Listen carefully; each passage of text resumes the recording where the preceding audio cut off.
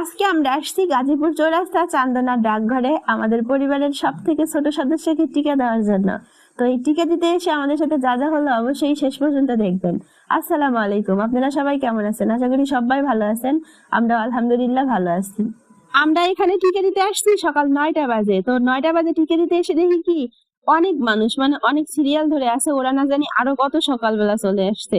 তো এখানে আবার রাস্তার ওই পারে আমাদের বাচ্চার মা ওখানে সিরিয়ালে দাঁড়াইছে ওই একদম পিছনে। আর এখানে রাস্তার এপারে আমরা বাবুকে নিয়ে দাঁড়িয়ে আছিলাম। আর কি অবস্থা, কি যে বলবো, যে গরম আর যে নোংরা, রাস্তায় ধুলাবালি। এখানে আবার এমন এক জায়গায় দাঁড়াইছি আমরা, একদমই ভালো না পরিবেশটা। আমরা 1.5 ঘন্টা ধরে এখানে দাঁড়িয়েছিলাম। তো বাবুকে একটু হিসু করানো হইতেছে। আর কি বলবো, রাস্তার যে অবস্থা, যে দুর্গন্ধ, এই ছোট বাচ্চাকে নিয়ে রাস্তার এই পাশে দাঁড়ানোটা খুবই কষ্টকর। আমি বলবো কি, এখানে যেহেতু টিকা দেওয়ার ব্যবস্থা করা হয়েছে, তো এখানে বাচ্চার মাকে বসানোর মতো একটা ঘর করে দেওয়া কিন্তু খুবই জরুরি ছিল, যেন বাচ্চা নিয়ে একটু আরামে বসতে পারে তারা। দেখেন একটা ছোট ছোট বাচ্চাকে নিয়ে তারা কিভাবে রাস্তার পাশে, তারপর এই রোদের মধ্যে কিভাবে দাঁড়িয়ে আছে। আশেপাশে কিন্তু অনেক ঘর আছে, পুরো ভূতের বাড়ির মতো, কিন্তু একটা ঘরও এরকম নাই যে বাচ্চার মারা বাচ্চাকে নিয়ে একটু আরামে বসতে পারবে। ঘন্টার পর ঘন্টা যায়, এই নিয়মটা কিন্তু একদমই ভালো হয়নি। এখানে একটা ঘর ঠিকভাবে রাখা খুবই জরুরি ছিল। বাবুকে নিয়ে আসছি সকাল 9টা বাজে টিকা দেওয়ার জন্য। তো এখানে 2 ঘন্টা ধরে দাঁড়িয়ে আছি, 11টা বেজে গেছে। এতটাই পানি পিপাসা পাইছে, আশেপাশে কোথাও কোনোখানে দোকানে যাইতে ইচ্ছা করতেছিল না। তো এখানে একটা আইসক্রিম ওয়ালা আসলো, তো তার কাছ থেকে একটা আইসক্রিম নিয়ে নিলাম।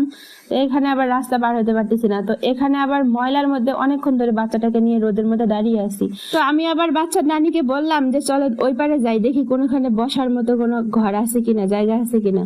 তো তাকে নিয়ে আবার বাবুকে নিয়ে ওই পারে গেলাম। ওই পারে গিয়ে তো আবার মাথায় ঘুরে গেছে যে এতগুলো ঘর আছে ভূতের বাড়ির মতো, অথচ বসার মতো একটা ঘরেরও সিস্টেম নাই।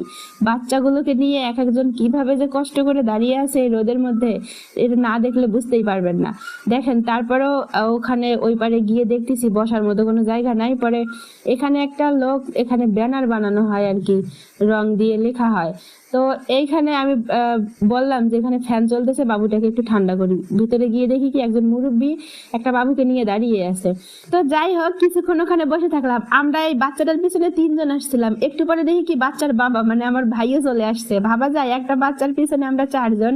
আর একটু পরে যে বাচ্চাটাকে টিকা দেওয়া হবে, বাচ্চাটা কান্না করবে, এই টেনশনে বাচ্চাটার আমার এই টিকা দেওয়ার ভিডিওটাই নিতে একটুও মনে ছিল না।